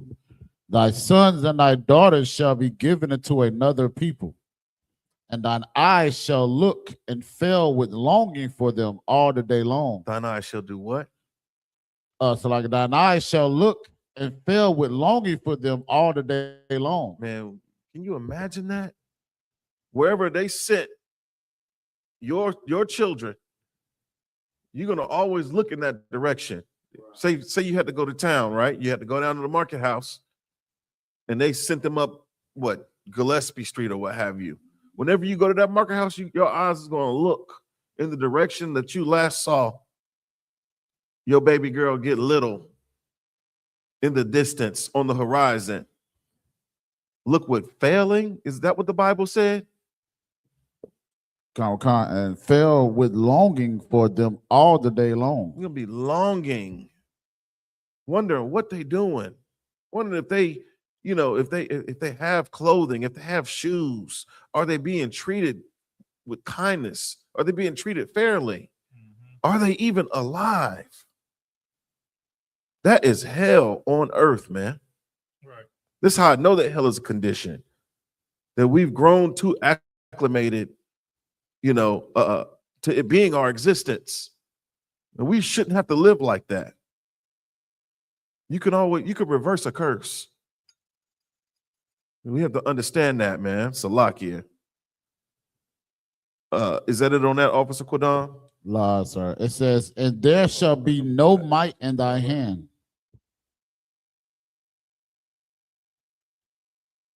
No. I'm gonna hit you right back. Salakia. Say that again, brother, and there should be what? And there shall be no might in thine hand. We're powerless, man. Powerless against ICE. We're powerless against the CBP. We're powerless against them separating our families today as we were then during hiring day, man.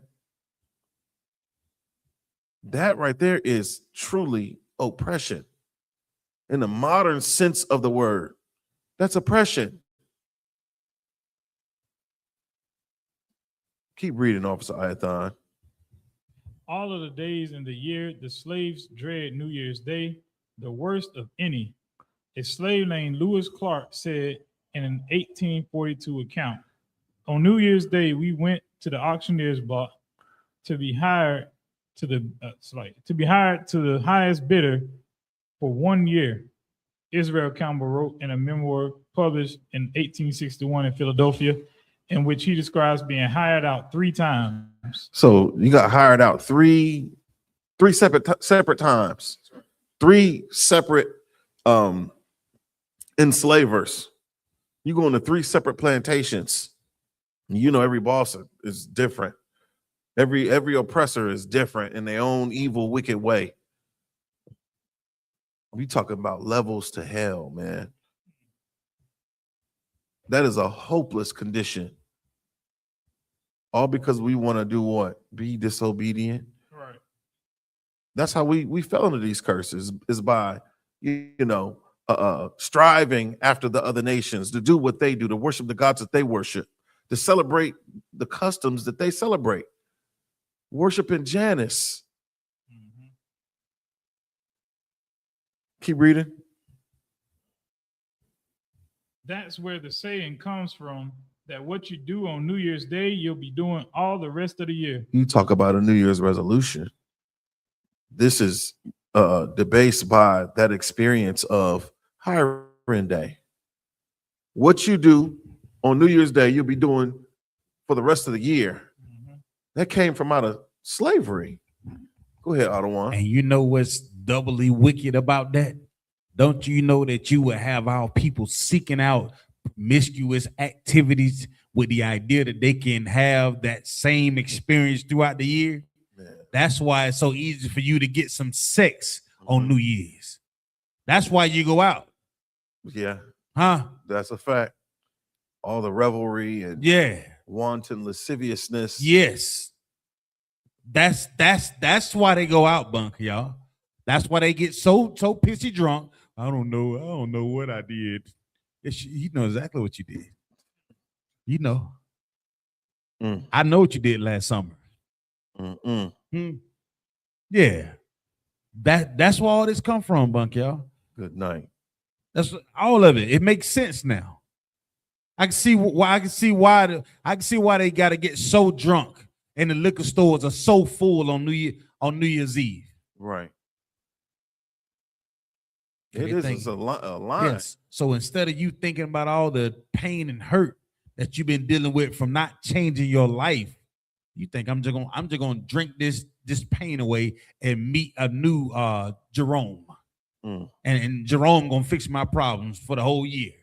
Right. You're gonna meet a new Shantavia, huh? Sharkeisha. She gonna fix all your problems instead of you just changing our lives. That's all. That's all. It's terrible. Go ahead. Keep reading, Officer Ayathon.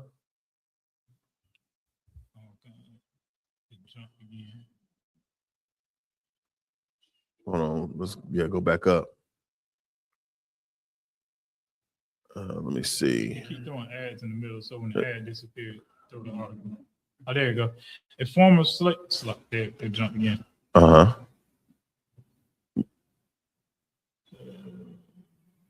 A former slave known as Sister Harrison said in an interview in 1937, Harriet Jacobs wrote a particularly detailed account in the Slave's New Year Day chapter of her 1861 autobiography, Incidents in the Life of a Slave Girl. Hiring day at the South. It's like hiring day at the South takes place on the January 1st. On the 2nd, the slaves are expected to go to their new masters, she wrote. She observed slave owners and farmers renting out their human chattel for extra income during the period between the cotton and corn harvest and the next planting season. From Christmas to New Year's Eve, many families would wait anxiously to find out whether they would be rented out and to whom. On New Year's Day, at the appointed hour, the grounds are thronged with men, women, and children waiting like criminals to hear their doom pronounced, Jacob wrote. Good night, man. It's almost, in spirit, it's almost like draft day. You know, you think about them combines and, you know, that was a slave auction, essentially. In spirit, that's exactly what that is. But what's so heavy about this is the fact that we had, you know, children and adults and the elderly, the old and the young, of men, women, and children, man. I read something that I thought was crazy. There's a phrase, if you could walk, you could work. If you could walk, you could work. And we all seen that image of that toddler in the cotton field. If you hadn't seen that image, it's a terrible image. And that baby was just in the cotton field underneath, you know, in the elements with the biting mosquitoes and flies and the sun, sweating. I mean, we had no respite at all. No creature comforts, man. These people absolutely hate us. And they still do. It's a perpetual hatred they have against us, man. I got to come out from underneath that oppression. That's the reason why it was nothing for me to get rid of New Year's. It was nothing at all. Yeah, I would pull it. Man, matter of fact, pull that up. That's heavy. What did you put in the slave baby in the field, in the cotton field? Good night. The images, let's see. Pimp King. Oh, Lord have mercy. Let me see. That baby in the middle. Look at these children, man. They would throw a devil in there. You know, when I worked in long-term care, that's all you would hear is oppressors talking about something. Well, I pick cotton too. Yeah, but your damn daddy owned the field. He owned the farm. And you knew exactly who you were. Why did I have to get your father's last name? Like we came from. Good night. There it is right there. If you could walk, you could work. And just imagine that. Thinking about what plantation. You don't want to send, remember in Django, where they talked about sending them to the Clint Dickey farm or whatever it was. Don't think that we didn't know, as far as the oppressors, which ones had horrible reputations. You didn't want to get sold to the Murchisons or, to the McKinleys or the McCrorys. You didn't want to get sold to them because you know what happens there. That overseer, he's a pedophile, a pedophile, right? Or some sort of sexual deviant. The Chasins, you didn't want to get sold to them. To the Peden family, you didn't want to get sold to them. Good night. Like I'm like just sitting here thinking about it, man. Like I can't even imagine, you know what I'm saying, the type of fear, you know what I'm saying, anxiety that slave men, women, and children had to go through. Like just think about starting a new job, the anxiety that come with that. Or being a kid going into a new school or a classroom for the first time and not seeing your parents just for them 8 hours out the day. You know what I'm saying? Like imagine being a kid being taken from your family and not being able to see your family again. And you have to try to adjust to this life of just being sold back and forth. And you don't know how you're going to be treated. You don't know where you're going, what conditions you're going to be living in, if other slaves going to give you problems. Like, you know what I'm saying? Oh, yeah. You don't know what the hell going on. Right. Imagine the trauma that comes from that, man. Yeah, that is true trauma. You talking about PTSD, PTSS. That's what we have here in America, man. Post-traumatic slave syndrome, literally. Right. Our DNA carries markers, genetic markers, man, of that trauma that our ancestors experienced at the hands of our oppressors.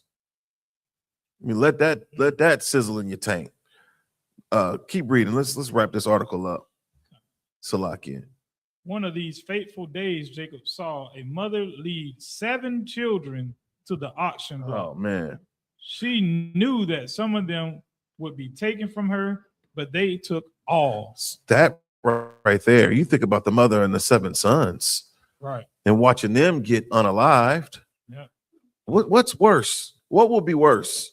Witnessing your children get unalived before you, or them getting sold off into obscurity, sold off into this great mystery. This you don't know where they're going or what's going to happen to them. I don't know, man.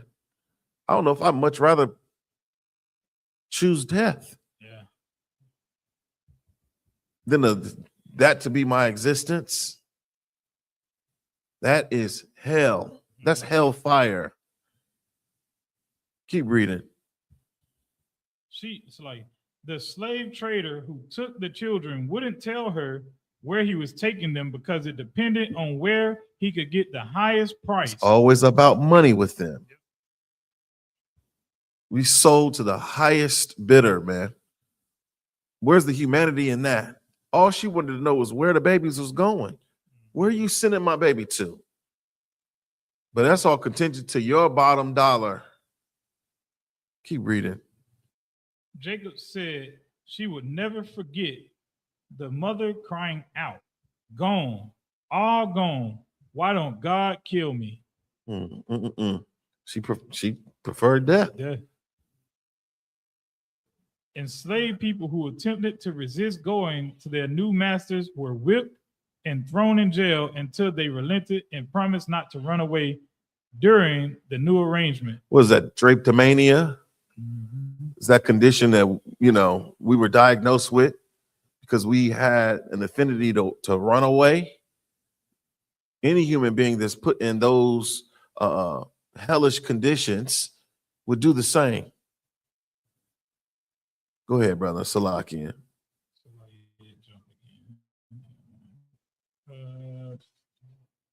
Older slaves were also particularly vulnerable, as Jacob described. One owner trying to hire out a frail, roughly 70-year-old woman because he was moving away. Yeah. Go down to Deuteronomy 28:49. Let's go there. Deuteronomy 28, 49. This is the book of Deuteronomy, chapter 28, verse Go 49. to 48. Verse 48. Therefore, thou shalt thou serve thine enemies, which the Lord shall send against thee, in hunger, and in thirst, and in nakedness, and in want of all things. And he shall put a yoke of iron upon thy neck until he have destroyed thee. That was our condition in slavery, in bondage. For one of all things, we had to depend upon the slave master for everything: food, clothing, shelter. This was a curse. That yoke of iron, we all seen it. You heard the song Jingle Bells? That was written about that slave that had the yoke of iron with the bells attached to it because he had drapetomania. He ran away. To keep him from running away, they put that yoke of iron around his neck, around his head. That's a burden, man. And that brother was destroyed. Can you imagine that? I couldn't imagine it. But that's our real history, man. All right, keep reading. Go ahead, brother. Not so like I was gonna say, you know what I'm saying? Like he said the yoke of iron, you know what I'm saying? Christ has said that, you know, that his yoke and it's like that his yoke was light. I mean, his burden was light. So like, you know what I'm saying? And like it's just crazy to me because that yoke is representative of that burden. Right. You know what I'm saying? And he was saying that it was a light thing to follow after him. You know what I'm saying? The scripture say this devil put a yoke of iron. You know what I'm saying? My yoke is easy and my burden is light. That's what he said. Right. You know what I'm saying? But the scripture say this devil put a yoke of iron around your neck, man. You understand? It's hardship. Like you will never get from up under this burden. You're gonna always feel the weight of this thing bearing down on you. You know what I'm saying? So lucky. Oh, damn right. You're absolutely right. Forever, right? Keep reading. Verse 49. Verse 49. The Lord shall bring a nation against thee from far. We talked about a nation earlier, a family, right? This particular family came from afar. Where did they come from? Where did our oppressors come from? They came from Europe. They came from the Caucasus, you know, the Caucasus Mountains of what? Russia, Georgia, man. They came from Poland. They came from Germany. They came from France. That's from afar. They came from Spain. They came from Portugal. Keep reading. From the end of the earth, as swift as the eagle flieth, a nation whose tongue thou shalt not understand. Man, they with their quickness, they came over here and oppressed us, put us in chains. Right. As swift as the eagle flieth. That is the standard to mostly all of them European nations. They have that standard on their flag. Who's the flag? You know, when you think of the bird of America, it's a bird of prey. It is the eagle, the bald eagle. And they came down on us with the swiftness, with swift destruction, man. And we didn't understand that language. We all seen Roots. We all seen when Kunta Kinte got Kunta Kinte whipped out of him. Right. It was no longer Kunta, it was Toby. Yeah. That really happened. Keep reading. Verse 50. Verse 50. A nation of fierce countenance. Of what? A nation of fierce countenance. Right. Which shall not regard the person of the old, nor shew favor to the young. And a nation of fierce countenance. This nation, you know, and that's a psyop that they're pulling on you when they want you to be merry and they tell you to get in the Christmas spirit. You talk about oppression, making the wise man mad. That is that gift that destroys your mind. You're looking at these people and they're, you know, they're fronting on you right now. How can the devil do anything that's good at this one particular time of year? How can we forget, man? How can we forget what our ancestors had to endure? Is that it on that? Drop that. Let's go. Let's finish this article. But the history of New Year's Day and American slavery is not all horror. The holiday was also associated with freedom. The federal ban on the transatlantic slave trade went in effect on New Year's Day in 1808. The African American communities did celebrate, but the festivities were short lived. Different slave trade abolition commemorations, took place between 1808 and 1831, but they died out because the domestic slave trade was so vigorous, says McCrossan. The risk of violence was also too great. For example, on New Year's Eve in 1827, in New York City, a white mob attacked African American congregants and vandalized their church. The holiday became associated with freedom, then slavery, when Abraham Lincoln signed the Emancipation Proclamation, freeing slaves in Confederate states on New Year's Day in 1863. Slaves went to church to pray and sing on December 31st, 1862, and that's why there are still New Year's Eve prayer services at African American churches nationwide. At such watch night services, congregants continue to pray for more widespread racial equality more than 150 years later. So like, man, that's heavy. You know, I was looking at there's a book called The Battle for Christmas, written by this man named Stephen Nissenbaum. And it details, it says a white overseer considered giving gifts to enslaved workers on Christmas as a better source of control than physical violence. So we talk about a gift that destroys your mind. Literally, that's what these holidays are. And instead of you getting pissed off and upset about what happened to your ancestors, you focus on the celebration. We focus on the gift. We focus on being jovial in these times. And that literally is the mark of us being destroyed as a nation, man.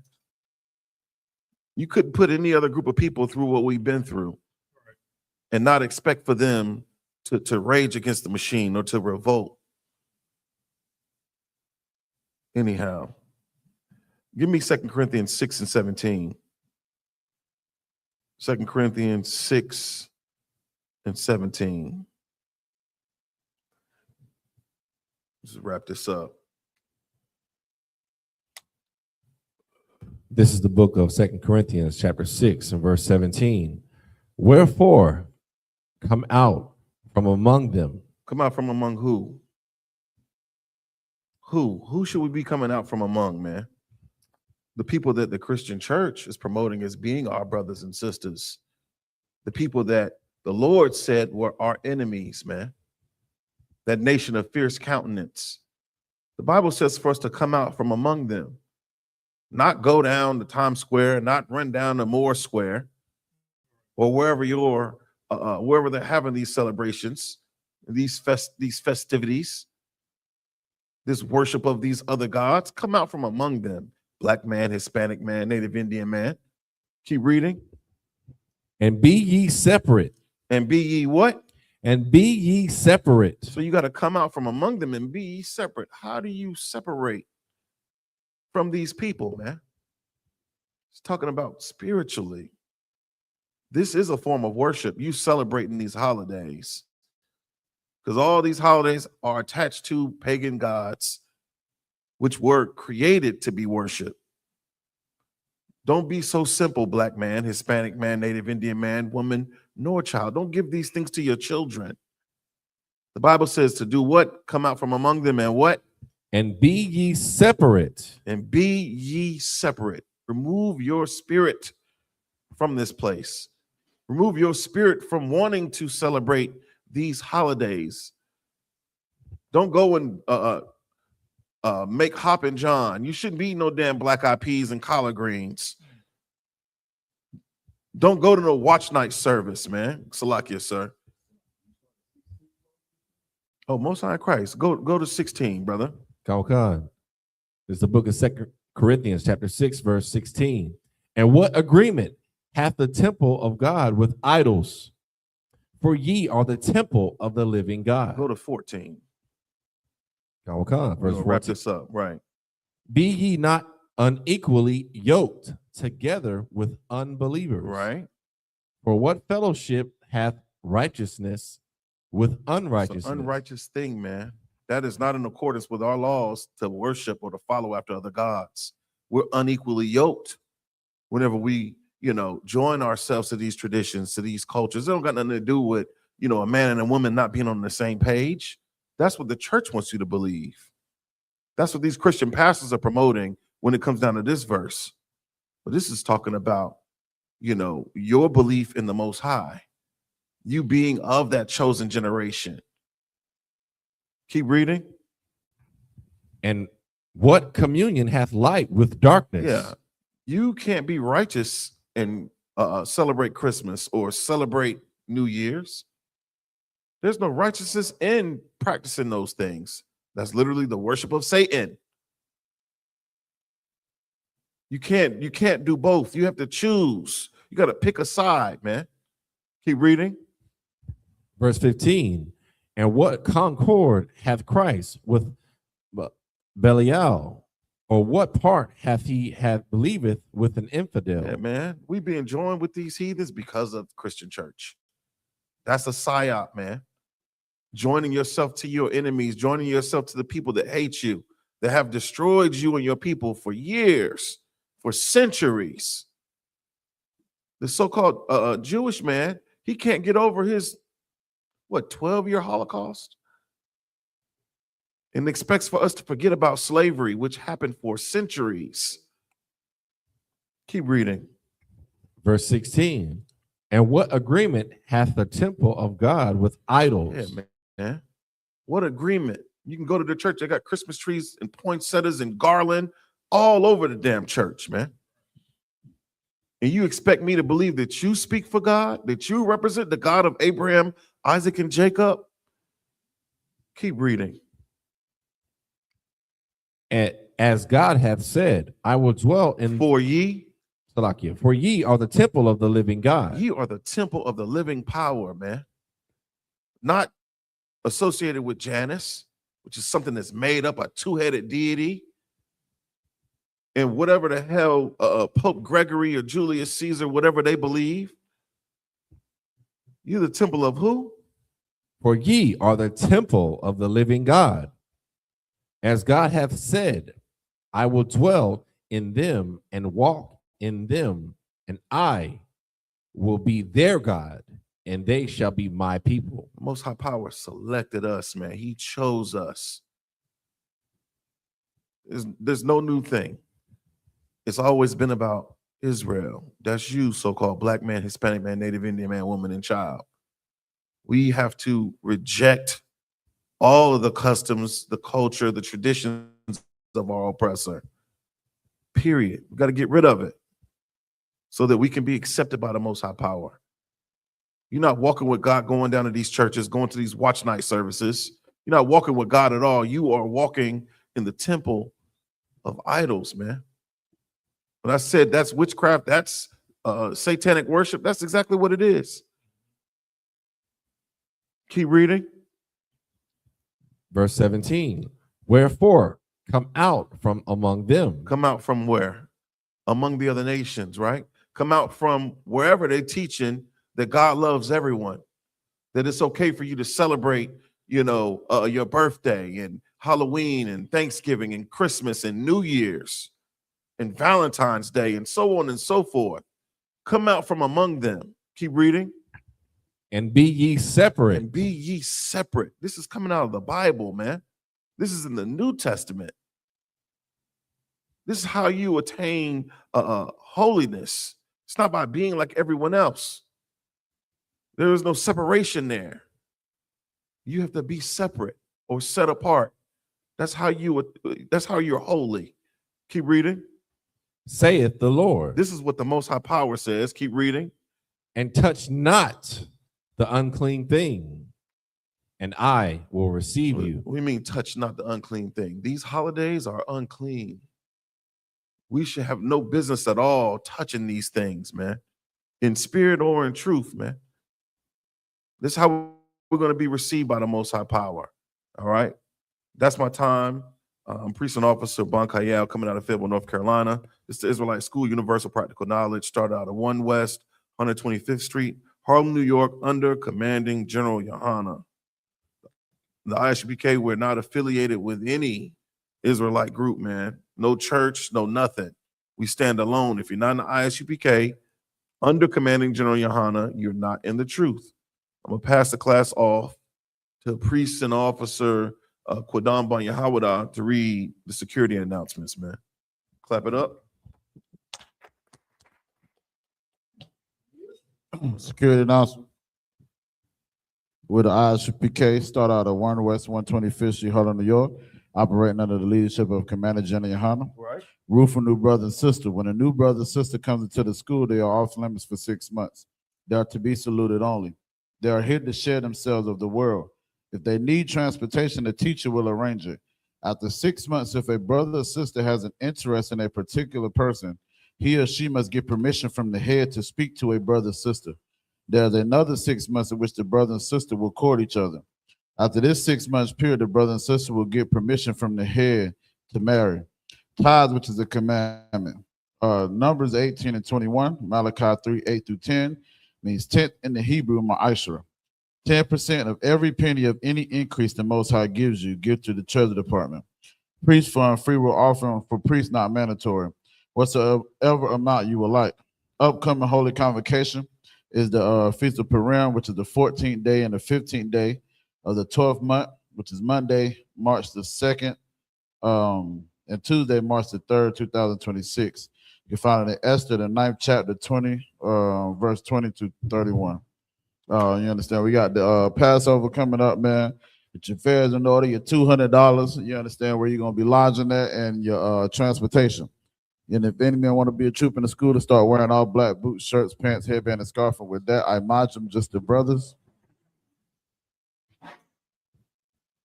May the Israel, we're gonna render one courteous salute to the teacher, man. It is Israel, Amaya Shabbat. I march them. Barak, Yahweh, Shemi, Avashah, Brakatah. Yada Matah, Sar, man, to turn. Sisters, I margin, man, to stand. Men of Israel, we're going to render one courteous salute to the sisters. Men of Israel, Amaya Shabbat. I march. Barak, Yahweh, Shema, Latah, Ba, Shemi, Avashah. Yada Matah, class dismissed.